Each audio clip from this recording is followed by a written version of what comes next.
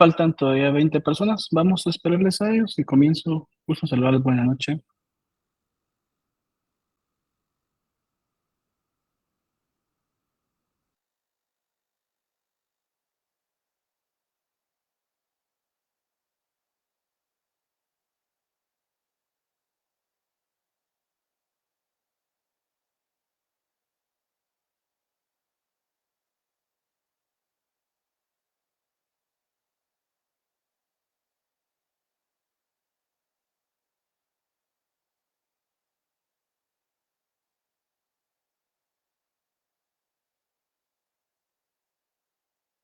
Nuevamente un saludo, estimados jóvenes. Somos en este momento únicamente 37. Voy a dar unos minutos esperando a los demás compañeros a ver quién más se reúne. Y si no, inicio la clase. Bienvenidos a todos.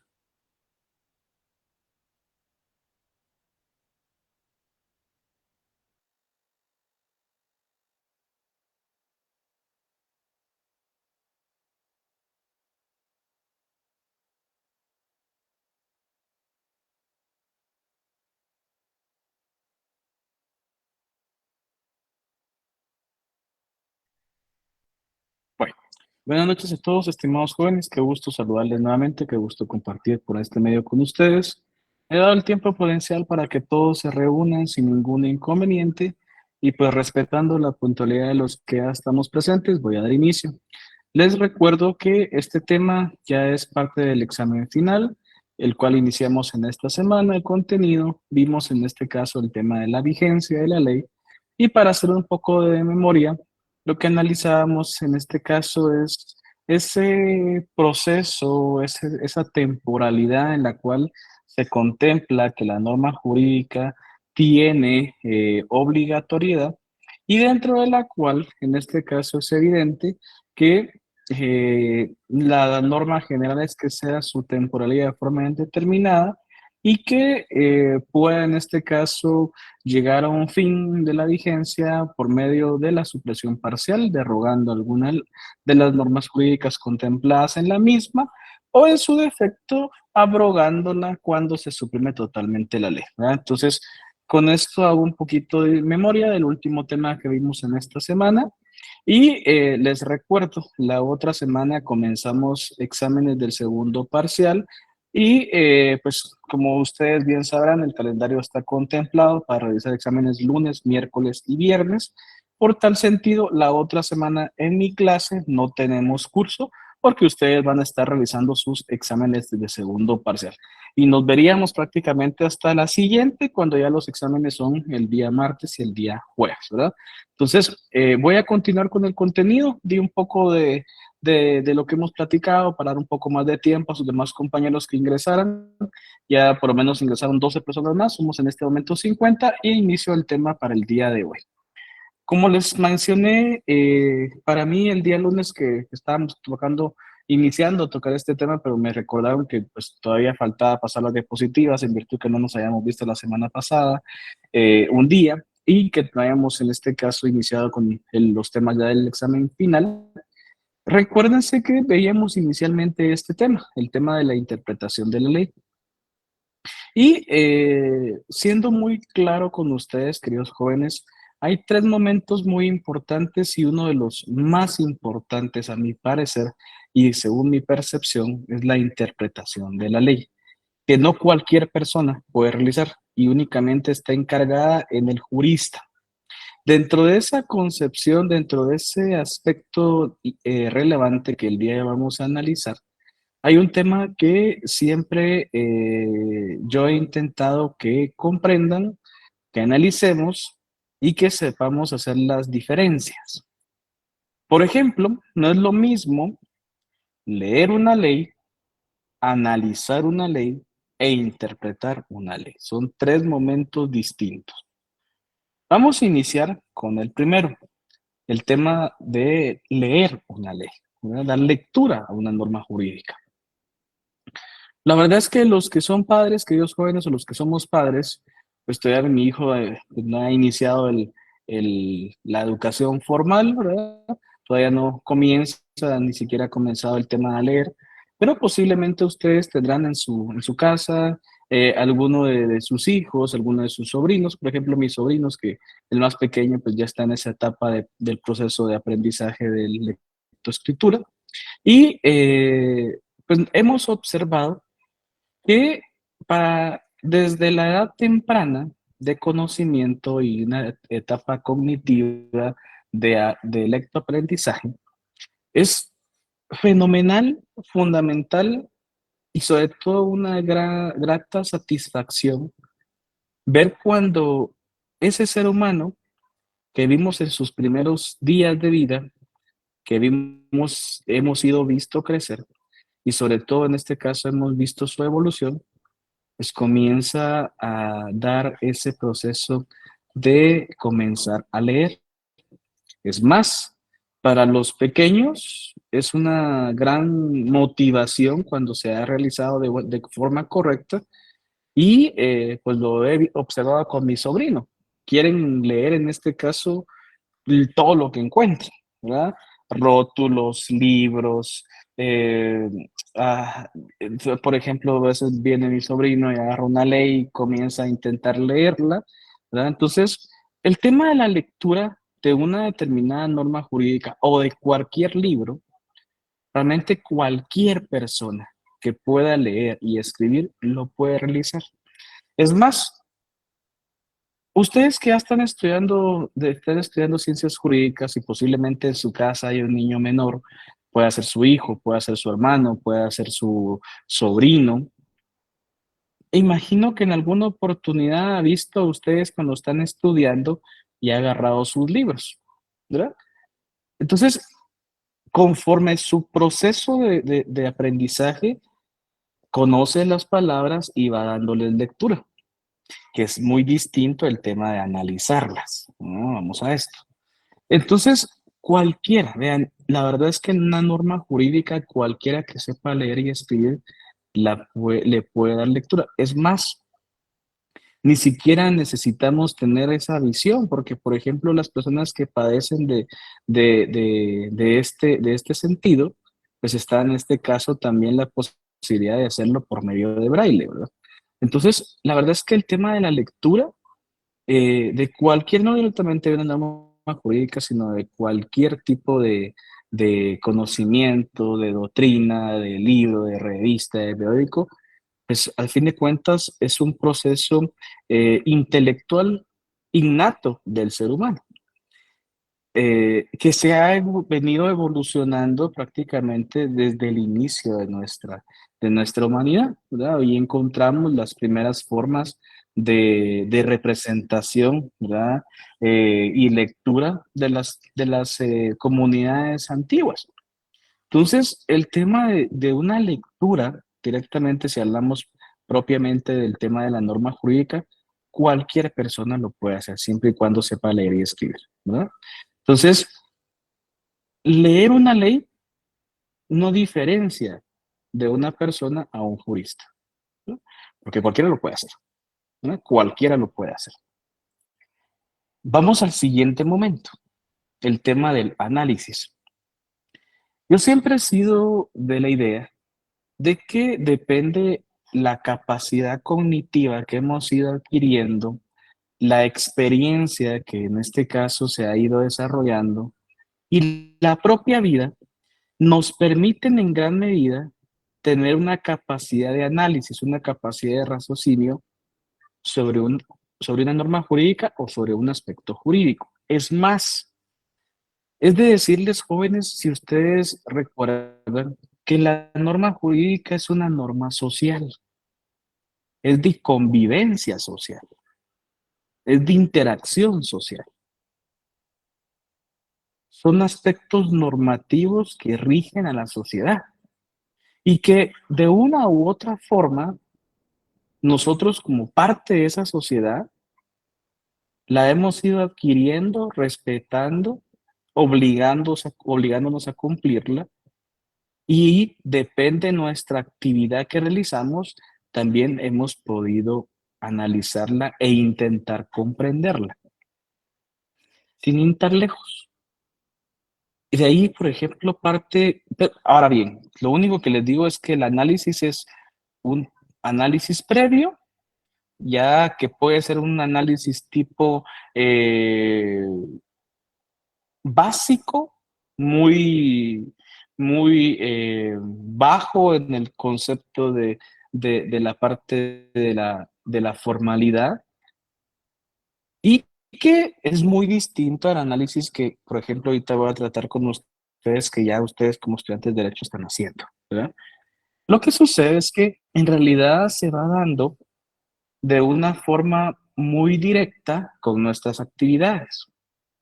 Entonces, lo que sucede es que ese análisis inicial, previo, bajo, no formal, ¿verdad? En este caso viene siendo parte de la cotidianidad que vivimos. Eh, y que no podríamos establecer como un proceso formal porque no todas las personas están estudiando esta ciencia jurídica. Entonces, es muy básico, es muy cotidiano, es hasta un proceso evidentemente del, del actuar humano. ¿A qué me refiero? Lo que sucede es que independientemente de qué tipo de profesión o actividad realizamos, de ahí proviene esa frase de que muchas personas en Guatemala tienen una parte de abogados y una parte de doctores, porque siempre quieren hacer un análisis, dar un consejo, pero en muchas ocasiones no es un análisis formal, no es un consejo analizando el complemento del concepto que se está tratando, y es realmente un aspecto muy básico, muy simple el que se intenta determinar, más partiendo de la idea de que es más una percepción individual que un análisis profundo. Ustedes saben que cualquier persona, cuando hay un aspecto jurídico, intenta dar su opinión. Lo único es que esta opinión ya no podemos entenderla, si no está bajo un ambiente de un estudio formal, como una opinión profesional, como una opinión esclarecedora, sino más se analiza como una opinión muy personal del tema. Entonces, bajo ese aspecto, ¿verdad? Vamos a ese conocimiento. Y lo que ocurre es que damos una opinión con un conocimiento empírico, porque no hemos estudiado formalmente el tema,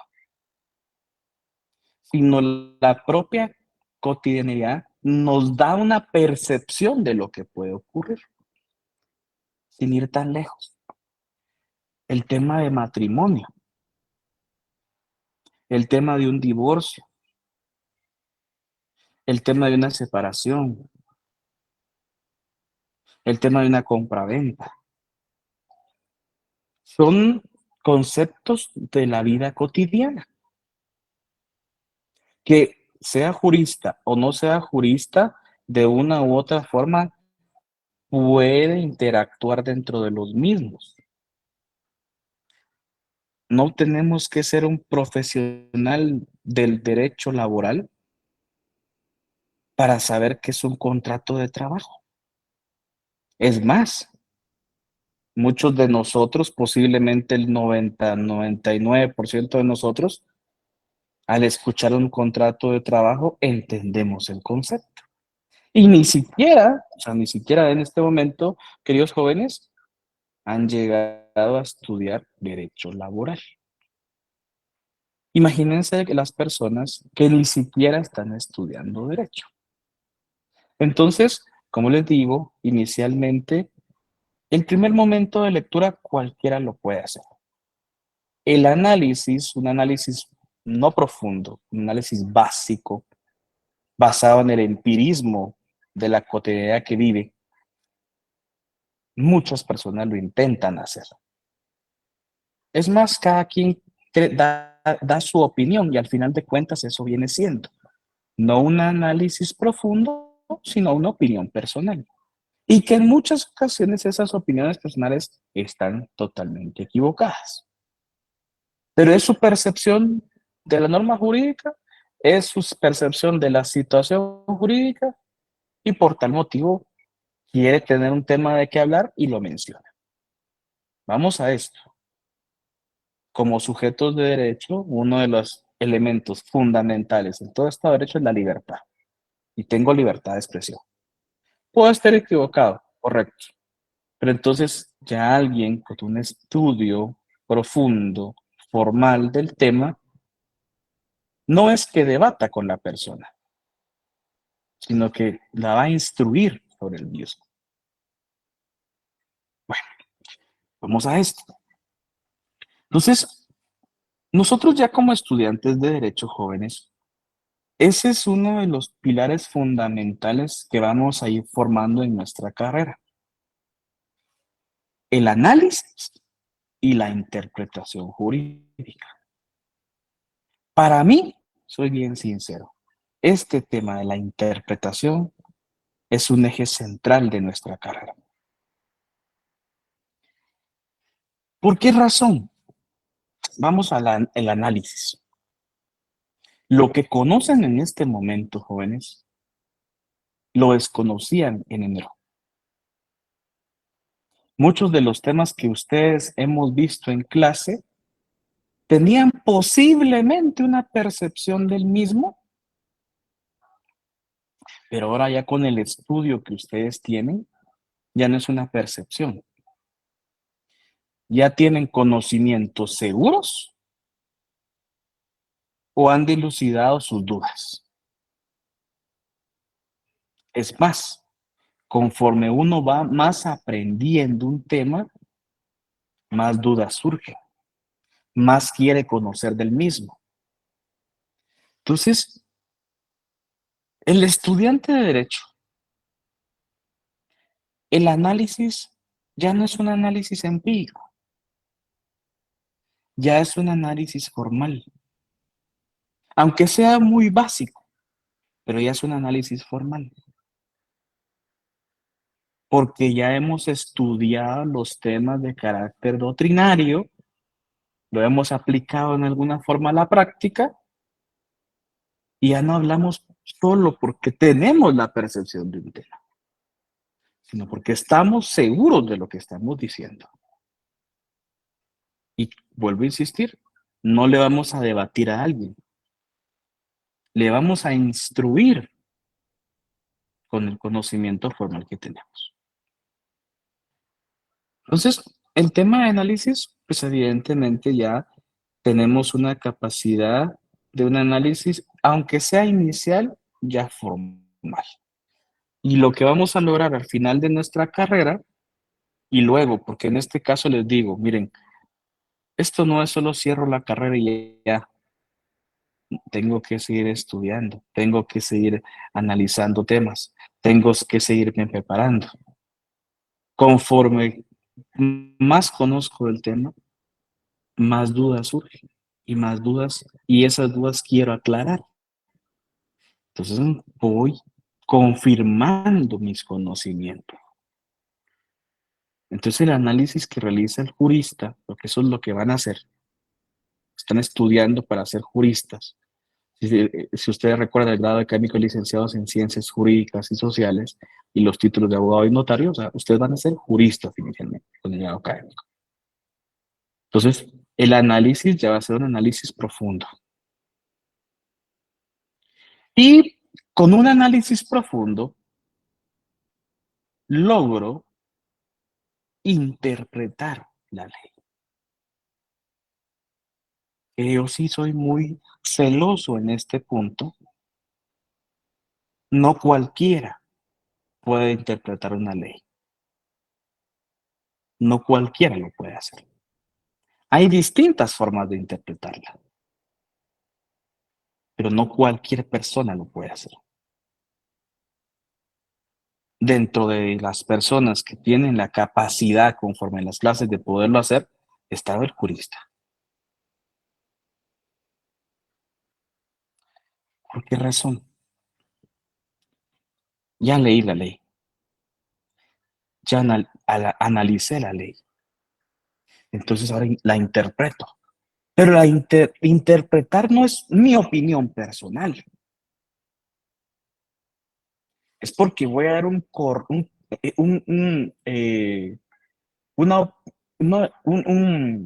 se me olvidó la palabra, voy a dar un concepto formal basado en doctrina, en ley, en normas internacionales y sobre todo analizo el tema de forma general para llegar a dar una interpretación profesional.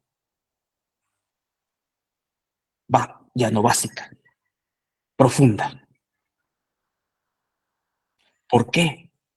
Porque conozco todo el contexto de la situación. El jurista, si no conoce el tema, no opina, investiga, analiza e interpreta. De lo contrario, se pone en ridículo. Vamos a esto. Es más, para poder llegar a interpretar la ley, no solo debo leer la ley, están los principios fundamentales del derecho, está la doctrina, están los convenios internacionales, está el contexto social. ¿Y qué voy a lograr con ello? Que me hagan una consulta por la cual voy a cobrar y dar una asesoría legal. Lo complicado que se torna el tema es que como juristas, cada uno tiene una percepción y forma de interpretar la ley conforme a su conocimiento. En ocasiones, con los colegas, podemos llegar a estar de acuerdo y en otras tener nuestras distintas diferencias. Pero eso no implica que me voy a pelear con el colega, eso no implica que me voy a enojar con el colega, eso no implica que voy a insultar al colega. Todos nos debemos a un código de ética. Y les digo, creernos superiores, por ejemplo, porque estudiamos en una X o Y universidad, es el peor error que podemos obtener. Ya somos abogados y notarios, ya somos licenciados en ciencias jurídicas y sociales. Independiente de donde estudié, ya logré el objetivo. La diferencia se va a ver al momento de la interpretación de análisis de la ley. Porque si estudié mediocremente, ahí me voy a poner en evidencia. Mi abuela, que en paz descanse, decía, el perico donde sea es verde. Y tenía razón. Pudimos haber estudiado en la universidad más cara de Guatemala y no saber nada de un tema.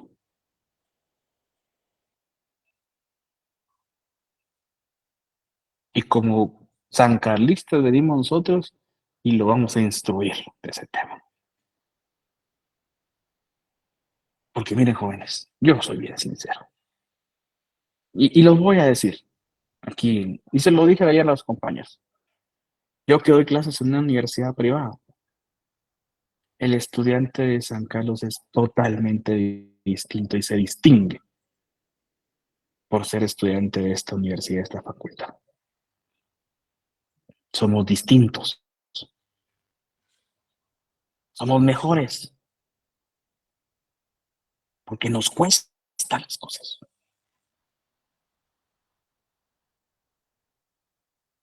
Dice uno, a veces me molesta a veces cuando dicen es que casi no estoy pagando en la universidad.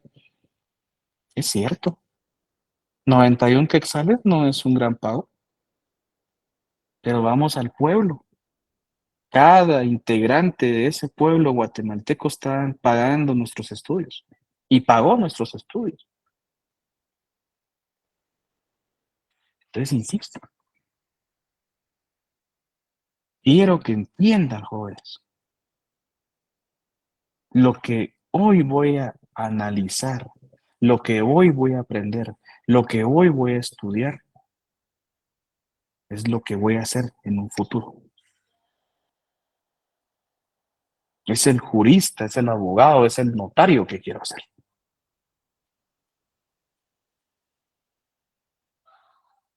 Y depende mucho,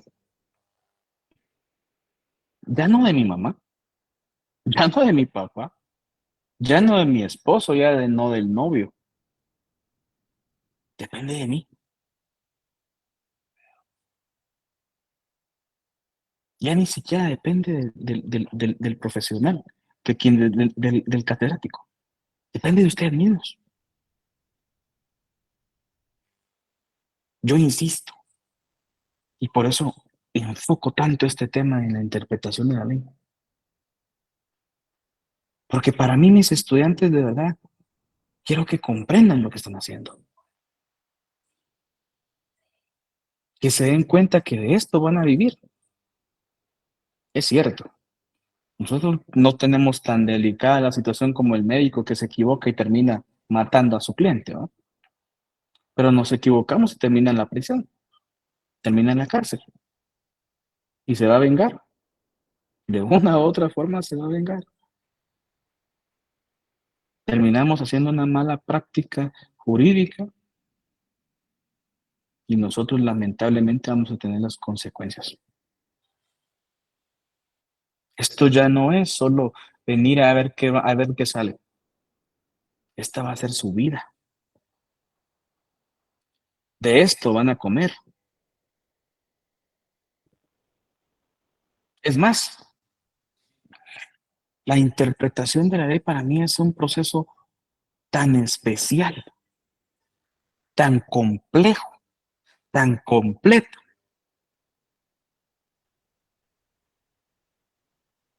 que puedo ya estar graduado.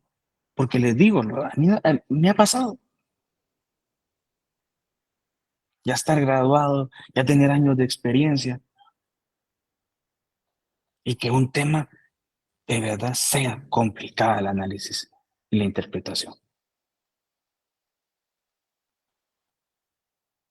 Como les digo, esto es lo que quiero que comprendan. Esa averiguación, esa investigación, esa explicación de la ley,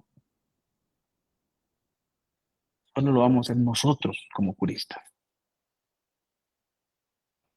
Lo que buscamos es una correcta aplicación de la ley.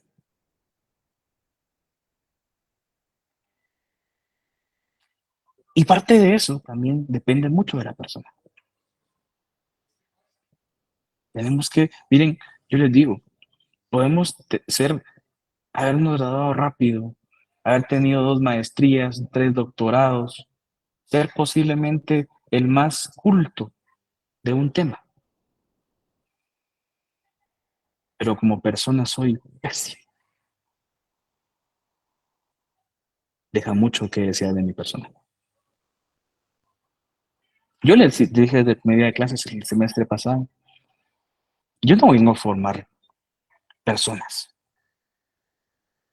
yo vengo a formar profesionales, vengo a formar abogados y notarios. Ya ustedes con personas ya están formados. Vamos a entender, a comprender esta situación en el momento en el cual pase todo este proceso de conocimiento, de estudio, lleguemos al momento de nuestra graduación, de nuestra juramentación, llegue el momento en el que estemos en una mesa con nuestras herramientas de trabajo. Ni les digo una computadora, porque ya eso ya es moderno. Nuestro puño y letra. Y llegue nuestro primer cliente.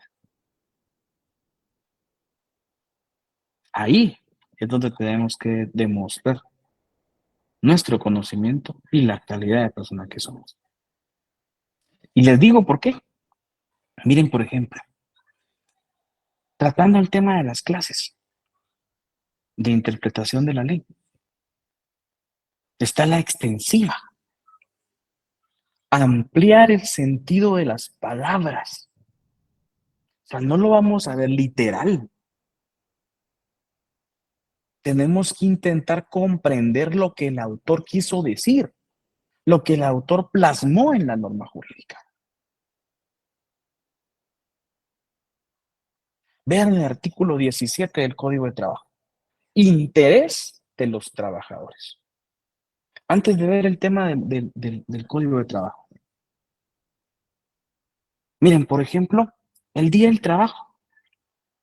El Día del Trabajo no es una celebración. El Día del Trabajo es una conmemoración.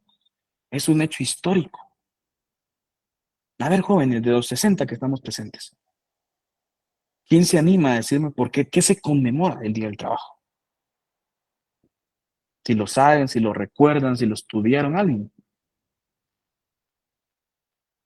Jóvenes, a ver, no sean todos. A ver, jóvenes, alguien que salga a la cama. ¿Qué se conmemora el Día del Trabajo? Nadie, ¿verdad? Nadie. Pero sí nos gusta descansar ese día, ¿verdad? A ver, jóvenes, alguien.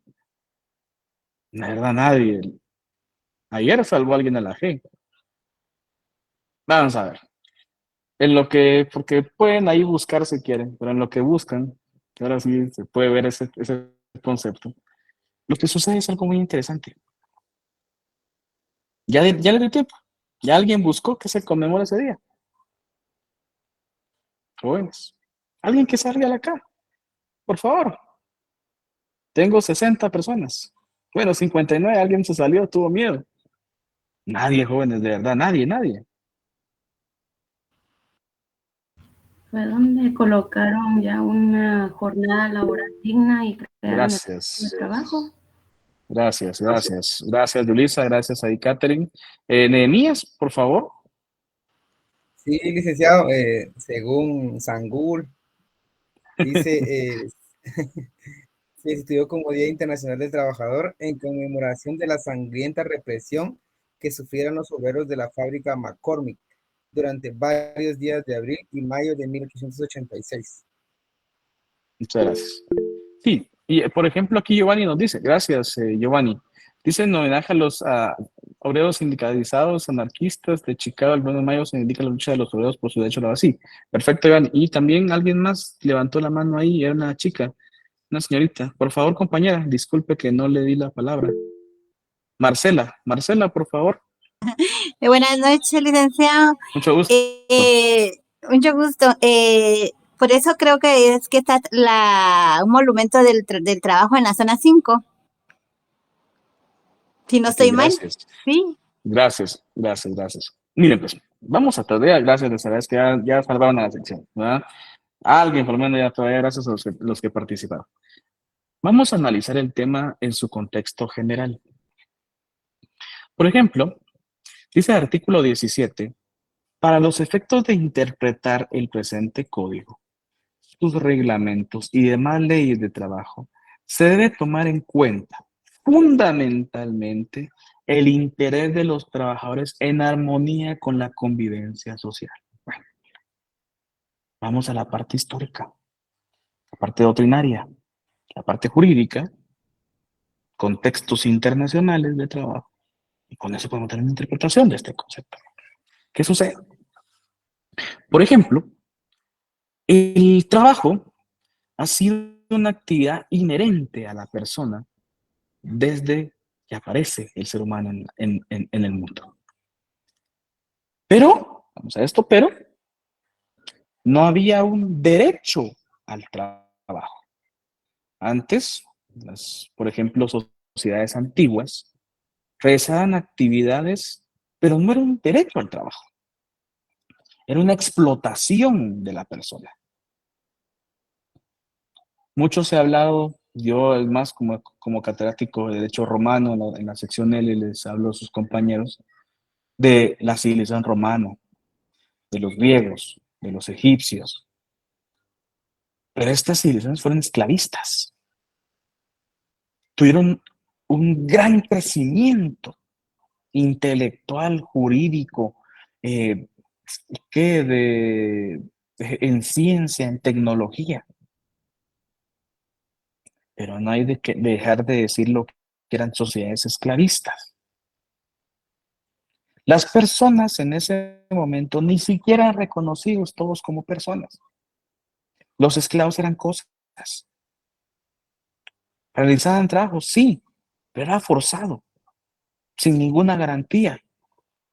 Era una actividad sin garantías. Era un aprovechamiento del ser humano por otro ser humano. Es más, termina la esclavitud, viene el feudalismo y continúan las mismas situaciones. La diferencia es que ahora sí se le reconoce ser persona, pero ante los oficios de un señor feudal. Comienza a tener ciertos derechos, sí, por lo menos en la vida. Pero realizaba actividades laborales sin ninguna garantía, sin ninguna protección, en aprovechamiento de esa división, ¿verdad? En este caso, ¿verdad? De las clases sociales que existió luego de la propiedad privada.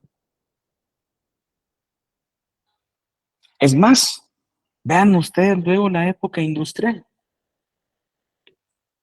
Para los grandes industriales, los grandes dueños de los medios de producción, el obrero debía estar 12, 18, 20 horas si se pudiera en la fábrica, porque eso le hacía más riqueza.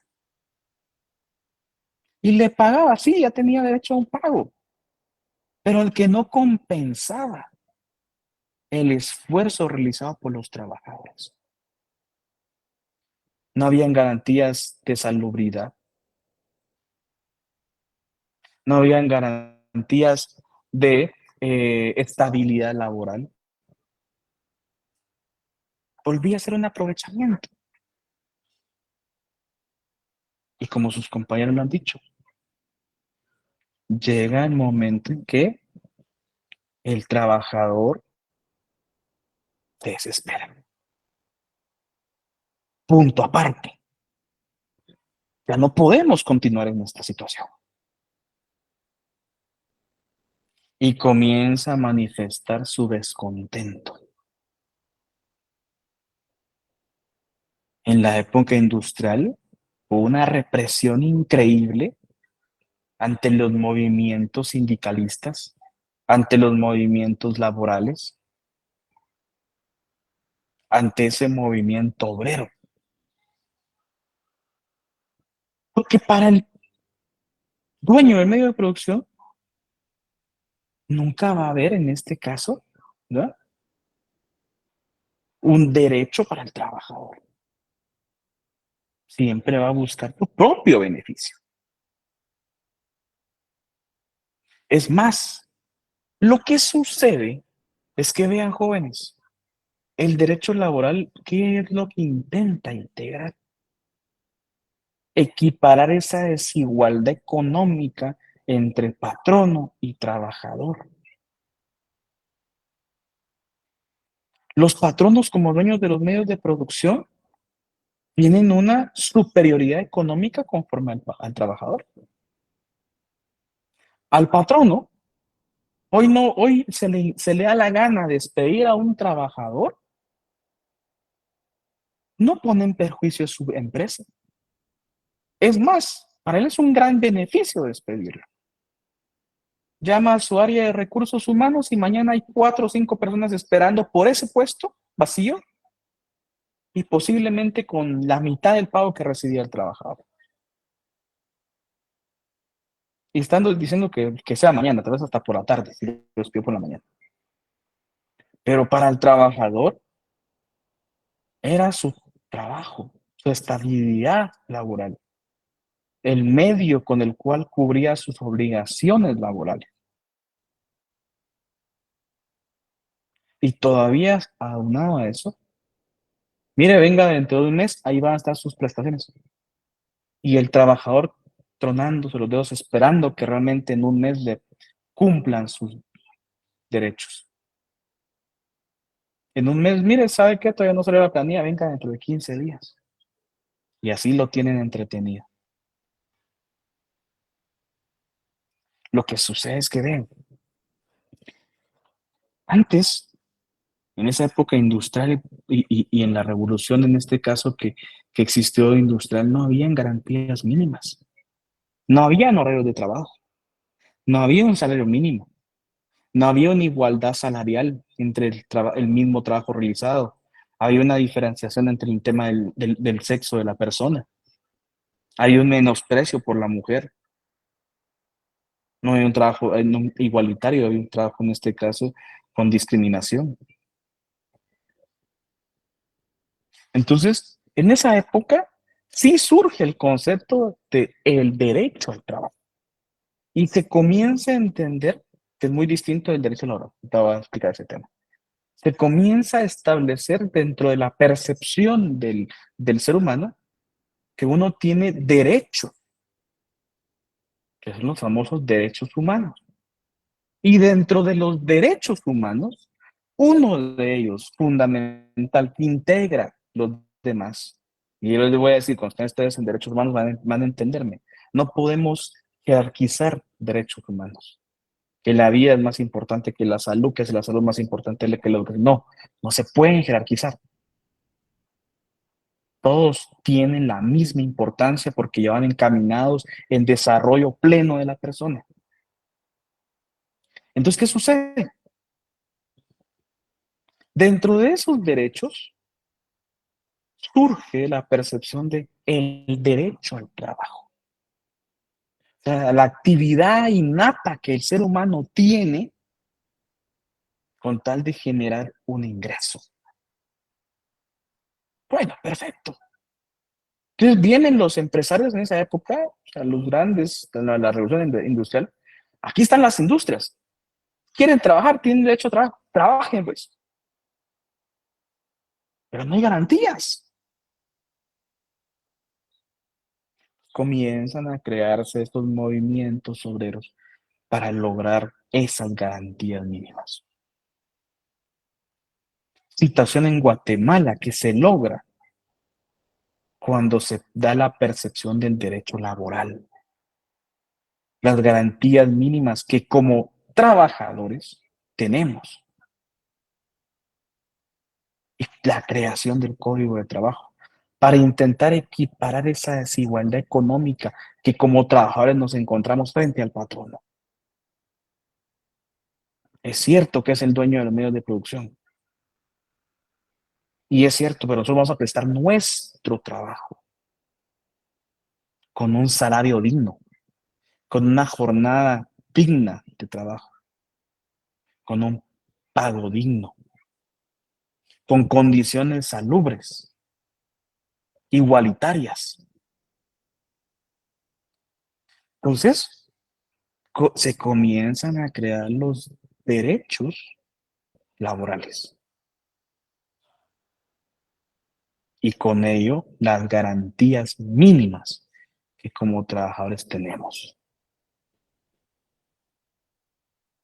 Me despide el patrono, debe pagarme mi indemnización equivalente a un mes de salario, ¿verdad? Por año trabajado. Renuncio, no tiene, en Guatemala la indemnización no es universal, pero tiene la obligación de pagarme mis prestaciones irrenunciables. Bono 14 proporcional que ya varios meses. Vacaciones proporcionales. Mi aguinaldo ya nos faltan menos de 2 meses, ¿verdad? Está viendo como 84 días, 83 días, algo así falta para Navidad. menos, 80 días para recibir nuestro aguinaldo. Pues. Nos despiden hoy. Bueno, ya tenemos casi 10 meses de tener en este caso el aguinaldo. ¿Por qué? Vean, porque es nuestro derecho.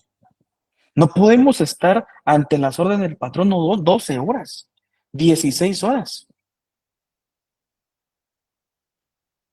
Se nos afecta la salud, tanto física como mental. A veces, por ejemplo, miren, yo me di cuenta de algo bien interesante. Cuando comenzamos aquí en la época de la virtualidad, algunas personas creen que es una forma de estudio más sencillo. Yo no encuentro dónde es el tema sencillo. No lo encuentro. Hay ocasiones, hay días que me canso más y resulto más cansado de cuando iba presencial.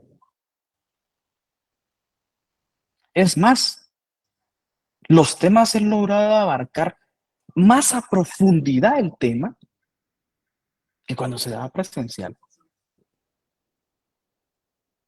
Eso sí, les digo, para mí debemos regresar a la presencialidad. ¿No? Debemos hacerlo. Aunque sea paulatinamente, pero debemos hacerlo. Es comprensible. Hay muchas personas que esta virtualidad les ha permitido estudiar. ¿Por qué? Yo les soy sincero, pues cada vez que yo inicio la clase los saludo, porque yo posiblemente van en su vehículo para su casa, están todavía en su trabajo, están en su casa, muchos de ustedes acaban de llegar, espero que no hayan llegado mojados con el gran aguacero que cayó, algunos ahorita me están escuchando y están tomándose su café, su cena, ¿verdad? Algunos ya están sentados frente a la televisión y me tienen ahí escuchando, no sé cómo le hacen, pero ahí están. Pero vean, hay otra forma de estudio, hay otra forma en este caso de condiciones, tanto docentes, estudiantiles, como laborales también. ¿No? Pero ¿qué vamos con el tema del trabajador? Miren, por ejemplo, hay trabajos donde, mire, ¿sabe qué? En diciembre, aquí liquidamos a todas las personas en diciembre, hacemos la indemnización en diciembre. ¿Y por qué? La ley no contempla esa condición. Es que así se hace en la empresa, para no tener pasivo laboral. Ah, ve qué interesante, ¿no? Qué equivocado está la empresa hacerle de esa forma. Pero es que, miren, nos firma, ¿verdad? Donde en este caso acepta que se le pague la indemnización. ¿Qué tiene más peso? ¿Una norma ordinaria o la Constitución?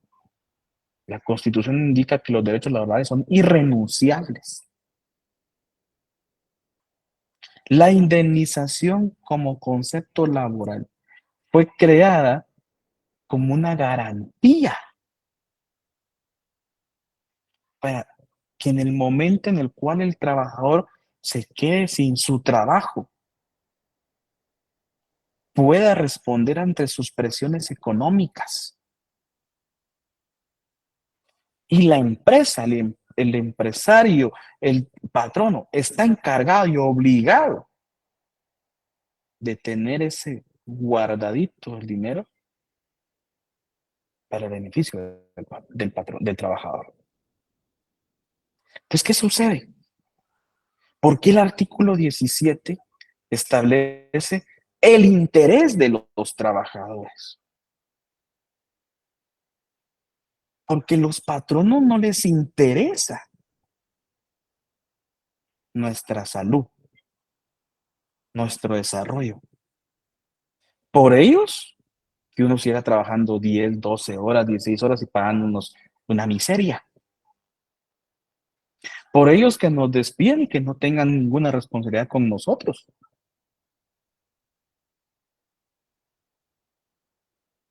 Es más, yo siempre he dicho el tema del contrato de trabajo. Es fundamental porque se establecen los derechos y obligaciones que como patrón y como trabajador existen en esa dualidad de derechos y obligaciones.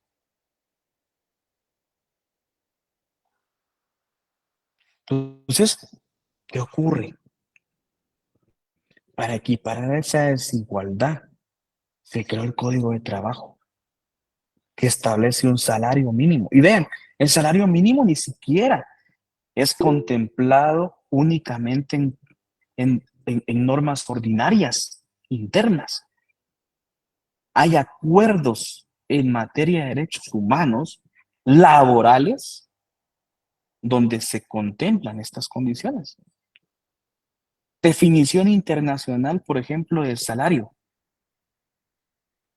Salario es cualquier remuneración independiente el nombre o forma de cálculo que reciba el trabajador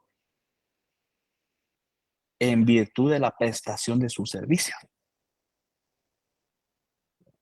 Cualquiera que sea el nombre. Y ahí le van a argumentar, mire, su salario ordinario es tanto. Tiene un bono navideño de 100, tiene un bono del pescado de 200, tiene depreciación vehicular de 500. Total que recibe en el mes 8,000. Me despiden y después me quieren pagar indemnización sobre el salario mínimo, que era mi salario nominal. No, jóvenes. Salario. Cualquier remuneración que el trabajador reciba, independiente el nombre que se le consigne, es salario. Vamos a esto. Las normas laborales se crean en virtud del beneficio e interés de los trabajadores. Para que nosotros no nos vamos a volver millonarios, es más, nosotros no somos dueños de medios de producción que lo que está sucediendo es que nos estamos enriqueciendo. No, nuestro salario nos sirve para cubrir nuestras necesidades económicas. ¿En búsqueda de qué? En búsqueda de nuestro desarrollo pleno como personas, en búsqueda de nuestro bien común. Si tenemos un salario, vamos a tener comida, educación, vivienda. ¿Eso qué va a resultar? Salud, desarrollo. Pero no es un salario que va a consignarse en relación a lo que nos quieran pagar. Ahí vamos al tema del salario mínimo. ¿Qué sucede?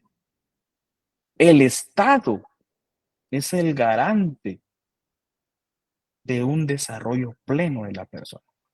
Y por tal motivo, interactúa entre patronos y trabajadores para dar estas formas de conciliación para llegar a un acuerdo. Pero vemos el resultado, ¿ves? Una diferencia abismal entre la canasta básica y entre el salario mínimo. Tenemos que tener 2 trabajos para alcanzar a cubrir las necesidades básicas de nuestra familia. Mamá y papá tienen que salir a trabajar. Y en ocasiones hasta tener 2 trabajos. Vean todo lo que hemos analizado, doctrina, historia, acuerdos internacionales, para llegar a una interpretación.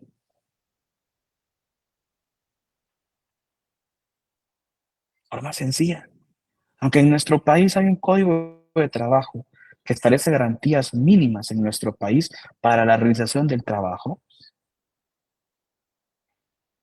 hay una gran cantidad de injusticias laborales.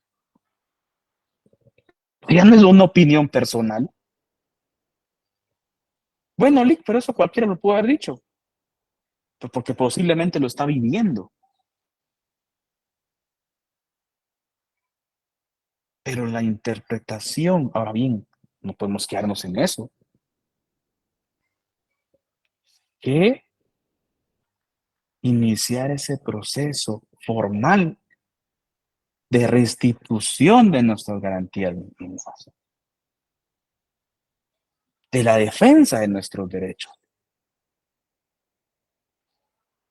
El Código de Trabajo no se creó para beneficio de los patronos. La Inspección de Trabajo no se creó para beneficio de los patronos. Tenemos un sentimiento de inconformidad con una situación laboral. Pongamos nuestra queja. Sí, pero es que, miren, nos amenazan de que si nos despiden y demandamos, que después nos van a contratar. Esa es ese concepto de represión que ha vivido nuestro país tantos años. Ese miedo. No tenemos que tener miedo por pelear por nuestros derechos. Son los derechos mínimos. No estamos peleando por algo más o distinto, por lo mínimo que garantiza la ley y que se ha logrado. Pues vean, jóvenes, el artículo sí que es carajo. Cualquiera lo pudo haber leído. Cualquiera lo hubiera intentado interpretar. Analizar. Pero ese proceso formal, solo nosotros los juristas jóvenes, ustedes, esto están estudiando. Este es un tema laboral básico del hecho laboral 1, por ejemplo, ¿no? Salario, por ejemplo. ¿Lo van a lograr? Claro que sí lo van a lograr. Es decir también que en algún momento no vamos a estar a favor del trabajador, estamos a favor del patrono. Yo he estado a favor del patrono, ¿no? Mi formación jurídica, mi formación social en la universidad siempre me ha dado el criterio a mí de intentar establecer conciencia entre los patronos frente al trabajador. Cuando ya no estoy de acuerdo por las injusticias, bueno, otro más me hará trabajar y nos vemos, ¿no? Insisto, la interpretación de la ley es lo que pretendo que ustedes como estudiantes logren. Pero depende de ustedes. Depende de lo que quieran estudiar. Depende de lo que quieran profesionalizarse. Depende de lo que quieran lograr, ¿no? Bueno, se nos fue el tiempo y me di cuenta en este sentido. La otra semana no nos vemos, tenemos el tema de los exámenes, en este caso los días de mi curso. Entonces, ha sido un placer, queridos jóvenes, haber estado con ustedes. Todavía faltan varios días de esta semana laboral. Deseo de todo corazón pues, que lo terminen o finalicen esta semana con el mayor éxito posible y nos estamos viendo la otra semana, ¿verdad? Bueno, la otra no, dentro de 15 días, casi más o menos, menos de 15 días. Un abrazo, jóvenes, ¿verdad?